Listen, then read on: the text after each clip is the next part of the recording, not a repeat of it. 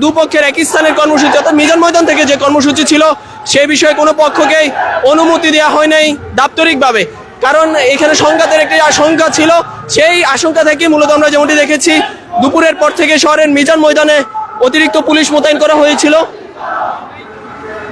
শহরের মিজান ময়দানে অতিরিক্ত পুলিশ মোতায়েন করা হয়েছিল, পাশাপাশি জেলা প্রশাসনের ঊর্ধ্বতন কর্মকর্তাদেরও আমরা সেখানে উপস্থিত হতে দেখেছি।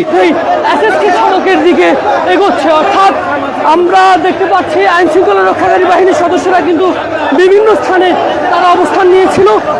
এর পরবর্তীতে এখনই আমরা দেখতে পাচ্ছি যে হাজার হাজার নেতাকর্মী নিয়ে ওয়াপদা মাঠ প্রাঙ্গণের দিকে কিন্তু ঝুঁকছে। আমরা দেখতে পাচ্ছি ছাত্রদল, যুবদল এবং